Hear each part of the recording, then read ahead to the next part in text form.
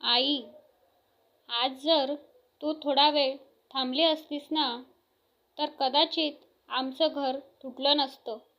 हा आवाज कोणाचा होता हे कोणालाच माहीत नव्हतं. पण एवढं मात्र नक्की होतं की ते थेट काळजावर पडत होता. घरात शांतता होती, भिंती उभ्या होत्या, छप्पर होतं, पण घर पण हरवलं होतं. नमस्कार मंडळी, स्वागत आहे तुमचं एका नवीन व्हिडिओमध्ये. आई वडील, भाऊ बहीण, नाती रक्ताची असतात, पण त्यांना जपावं लागतं. ही कथा आहे एका अशा मुलाची जो स्वप्नाच्या मागे धावताना आपली मुळं विसरतो. शहर, पैसा, अहंकार आणि त्यामध्ये हळूहळू तुटत गेलेली नाती. पण म्हणतात ना, आईचा आवाज ऐकू यायला उशीर होऊ शकतो, पण तो कधीच खोटा नसतो. ही भावनिक स्टोरी प्रत्येक मुलासाठी आहे जो घरापासून दूर आहे, आणि प्रत्येक आई-वडिलांसाठी जे अजूनही आपल्या मुलाची वाट पाहत आहे. व्हिडिओ शेवटपर्यंत नक्की पहा, कारण शेवट मन हलवून टाकेल. एक लहानसं गाव होतं. गावाच्या टोकाला एक जुनं कौलारू घर. त्या घरात राहत होती 4 माणसं. पण त्या 4 माणसांमध्ये कधीकाळी एक जीव होता. आई सुलोचना, वडील माधवराव, मोठा भाऊ अभिजित आणि लहान बहीण स्वरा. हे घर कधी श्रीमंत नव्हतं, पण कधी रिकामंही नव्हतं. कारण आईच्या हातची भाकरी आणि वडिलांच्या शब्दाला आधार घराला नेहमी ऊब देत असे.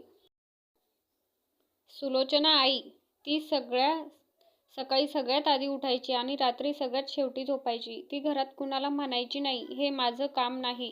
मुलांची भूक तिला स्वतःच्या भुकेआधी आठवायची आणि मुलांचं दुःख तिच्या हृदयात जास्त दुखायचं.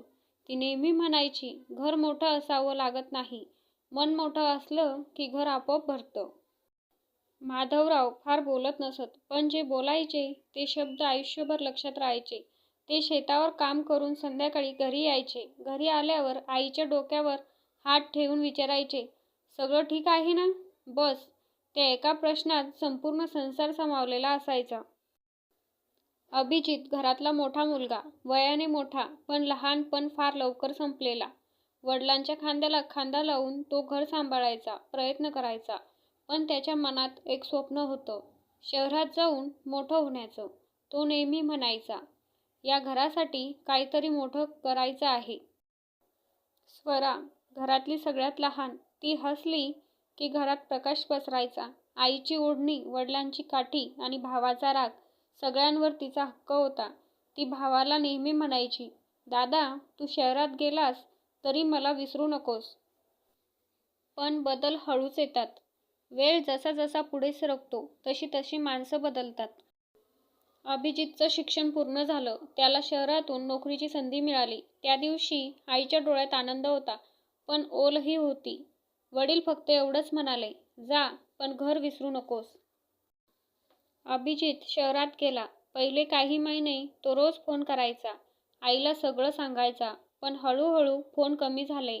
आवाज बदलला. आई मात्र रोज देवाजवळ बसून म्हणायची, माझा मुलगा सुखी ठेव. आणि एक दिवस सकाळी पोस्टमन घरात पत्र देऊन गेला. ते पत्र अभिजितचं होतं. आईने थरथरत्या हातांनी ते उघडलं. पत्रात लिहिलं होतं, आई, मी आता माझ्या आयुष्याचा निर्णय स्वतः घेणार. कृपया मला समजून घ्या. आईचं मन धडधडलं. वडिलांनी पत्र शांतपणे वाचलं. स्वरा गप्प बसली आणि त्या क्षणी त्या घरात काहीतरी तुटलं. अभिजित गेल्यापासून घर तसंच होतं, पण घरातली शांतता बदलली होती. आई सकाळी उठायची, तेच देवपूजेला बसायची, पण ओठावरचं हसू आता डोळ्यात उतरत होतं. शहरात अभिजितचं आयुष्य बदललं होतं. मोठ्या इमारती, चमकदार रस्ते, नवीन लोक, नवीन विचार, आणि त्यातच त्याच्या आयुष्यात नेहा आली. नेहा हुशार होती, स्वतंत्र विचाराची होती. तिला अभिजित आवडत होता, पण तिला गाव, आई वडील हे सगळं जुना विचार वाटायचं. ती एकदा म्हणाली, अभिजित, तुला तुझं आयुष्य स्वतःसाठी जगायला हवं. नेहमी घर, आई वडील, किती दिवस? तो काही बोलला नाही, पण तिचे शब्द त्याच्या मनात रुतून बसले होते. फोन बदलले, आवाज बदलले. आई रोज ठरलेल्या वेळेला फोन करायची. कधी फोन लागत नसे कधी अभिजित घाईत बोलायचा, आई मी मीटिंगमध्ये आई, आई नंतर बोलतो, आई आज शक्य नाही, आई बरं म्हणायची. पण फोन ठेवून तिचं मन मात्र बोलत राहायचं. माधवराव काही बोलत नसत, पण रोज संध्याकाळी घराच्या ओट्यावर बसून रस्त्याकडे पाहत राहायचे. स्वरा एकदा म्हणाली, बाबा तुम्ही रोज दादाची वाट पाहता का? वडील हळूच म्हणाले, नाही ग, मी फक्त माझ्या मुलाला आठवणीत स्वरा आता मोठी होत होती. ती आईच्या डोळ्यातली ओल, आई वडिलांचा मौन दोन्ही वाचू शकत होती. ती दादाला मेसेज पाठवायची, कधी फोटो, कधी आठवण, पण उत्तर क्वचितच यायचं. एकदा तिने लिहिलं, दादा आई आज खूप रडली. उत्तर आलं, स्वरा तिला समजव, मी बिझी आहे. त्या दिवशी स्वराने फोन बाजूला ठेवला आणि पहिल्यांदाच ती मनातल्या मनात रडली. काही दिवसांनी पोस्टमन पुन्हा आला. यावेळी पत्र अभिजितचं होतं. आईने पत्र उघडायला हात पुढे केला, पण थांबली. वडिलांनी पत्र उघडलं आणि शांतपणे वाचलं. पत्रात लिहिलं होतं, बाबा, आई, मी नेहाशी लग्न करायचं ठरवलं आहे. ती वेगळ्या विचारांची आहे. मला तुमची परवानगी हवी आहे, पण माझा निर्णय बदलणार नाही. आई अक्षरशः कोसळली. आपण त्याला असं शिकवलं होतं का?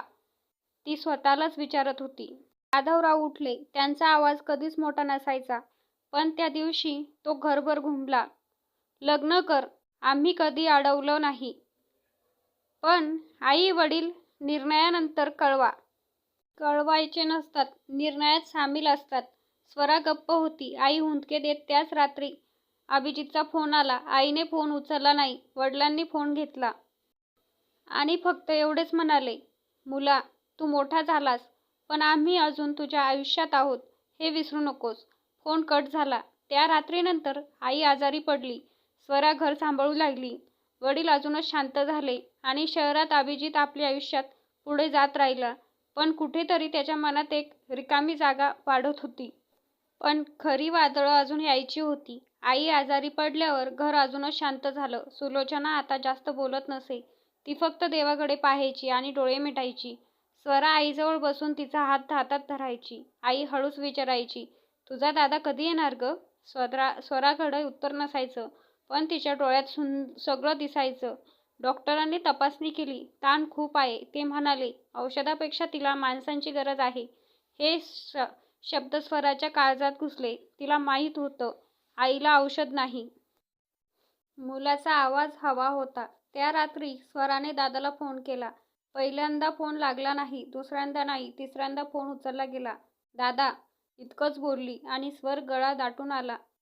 आई खूप आजारी आहे. तिला फक्त तुझ्याशी बोलायचे आहे. काही क्षण शांतता होती. अभिजित म्हणाला, स्वरा, मी सध्या अडकलोय. लग्नाची तयारी आहे. स्वरा पहिल्यांदाच ओरडली. दादा, लग्न परत होऊ शकतं, पण आई परत येणार नाही. फोन कट झाला. त्या रात्री शहरात अभिजित झोपू शकला नाही. त्याला आठवलं, लहानपणी ताप आला की आई रात्रभर जागायची. शाळेत मार खाऊन आला की आईने मिठी मारायची. त्याला अचानक जाणवलं, तो खूप पुढे आला होता, पण मुळं मागेच राहिली होती. पहाटे फोन वाजला. यावेळी फोन उचलताना अभिजितचे हात थरथरत होते. समोर स्वरा होती. तिचा आवाज तुटलेला होता, दादा, आई.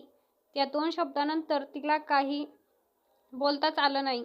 अभिजितच्या हातून फोन खाली पडला.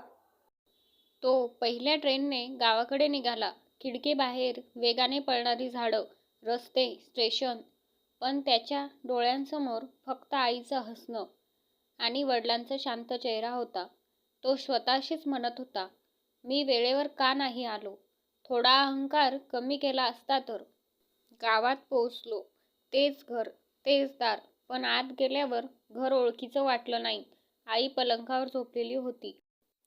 डोळे मिटले, श्वास मंद. अभिजित हळूच पुटपुटला, आई. आईने डोळे उघडले. तिने त्याच्याकडे पाहिले. आईचा हात पकडला. मुला, तू आलास? मला खात्री होती. अभिजित रडत होता. आई, मला माफ कर, मी उशिरा आलो. आई हळूच म्हणाली, आई कधी रागवत नाही रे, ती फक्त वाट पाहते. त्या शब्दांनी अभिजित पूर्णपणे कोसळला. माधवराव दारात उभे होते. अभिजित त्यांच्या पाया पडला. बाबा, माझी चूक झाली. वडिलांनी त्याला उठवलं आणि फक्त एवढंच म्हणाले, चूक मान्य करणं हेच मोठेपण आहे. आईची प्रकृती थोडी स्थिर झाली. घरात पुन्हा श्वास आला. पण अजून प्रश्न होते. अभिजितचं लग्नाचं काय होणार? तो पुन्हा शहरात जाणार की गावात राहणार? आणि हे घर खरंच पुन्हा एकत्र येणार का? आईच्या तब्येतीत थोडी सुधारणा झाली होती. डॉक्टर म्हणाले होते, आता औषध चालेल, पण तिच्याजवळ माणसं हवीत. त्या दिवशी अभिजित पहिल्यांदाच आईच्या शेजारी बसून खूप वेळ शांत राहिला. तो कुठेच जायला घाई करत नव्हता.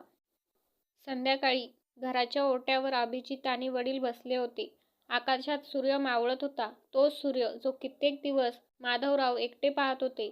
अभिजित हळूच म्हणाला, बाबा, मी चुकलो. माझं आयुष्य मोठं करायच्या नादात मी माझं घर लहान केलं. वडील काही बोलले नाहीत, फक्त ऐकत राहिले. मी लग्न करणार आहे, अभिजित पुढे म्हणाला, पण तुमच्याशिवाय नाही आणि या घरापासून दूर नाही. माधवरावांच्या डोळ्यात पहिल्यांदाच पाणी आलं. अभिजितने नेहाला फोन केला. तो शांतपणे म्हणाला, नेहा, माझं कुटुंब माझी जबाबदारी नाही, ते माझी ओळख आहे. जर तुला माझ्यासोबत आयुष्य चालायचं असेल तर माझ्या आईवडिलांना स्वीकारावं लागेल. फोनच्या पलीकडे काही क्षण शांतता होती. मग नेहा म्हणाली, मला तुझी ही बाजू कधीच कळलीच नव्हती. मला थोडा वेळ दे. रात्री आईने अभिजितला जवळ बोलावलं. मुला, ती हळूच म्हणाली, माझ्यासाठी काही करू नकोस. फक्त एवढंच कर, जिथं राहशील तिथं माणूस म्हणून राहा. आणि तुझी बहीण, तिचं लग्न हसत खेळत कर. अभिजितने आईचा हात घट्ट पकडला. आई, आता काहीच वेगळं होणार नाही. कित्येक दिवसांनी स्वराच्या चेहऱ्यावर मोकळं हसू आलं होतं. ती म्हणाली, दादा, आज घर पुन्हा घरासारखं वाटतंय. अभिजितने तिच्या डोक्यावर हात ठेवला. कारण घरात माणसं परत आली आहेत. काही दिवसांनी नेहा गावात आली. ती थोडी संकोचलेली होती, पण आईजवळ गेल्यावर आईने तिला जवळ घेतलं. मुलगी, आई म्हणाली. घरात येणारी माणसं आपोआप आपली होतात. त्या क्षणी नेहाच्याही डोळ्यात पाणी आलं. लग्न गावात ठरलं. त्यांच्या घराच्या अंगणात वडील स्वतः उभे राहून सगळं पाहत होते. स्वरा बहिणीसारखी नेहाला सजवत होती. आई खुर्चीत बसून हे सगळं पाहत होती. तिच्या चेहऱ्यावर समाधान होतं. एक नवी सुरुवात झाली. लग्नानंतर अभिजित शहरात गेला, पण एकटा नाही. तो दर आठवड्याला घरी यायचा. फोन आता कमी नव्हते, आवाजात घाई नव्हती. घरात हसू होतं, भांडणं होती, पण माणुसकी जिवंत होती. आपण मोठं होतो, पैसा कमवतो, नाव कमवतो, पण ज्या घरामुळे आपण इथपर्यंत पोहोचलो ते घर विसरलो तर आपली माणुसकी तिथेच हरवते. आई वडील ओझं असतात, ते मुळं असतात. आई ओट्यावर बसली होती. संध्याकाळचा वारा सुटला होता. तिने आकाशाकडे पाहिलं आणि हळूच म्हणाली, देवा, माझं घर परत दिलंस, हेच पुरे. मंडळी, व्हिडिओ आवडला असल्यास चॅनलला लाईक, शेअर, सबस्क्राईब नक्की करा. व्हिडिओ शेवटपर्यंत बघितल्याबद्दल मनापासून धन्यवाद.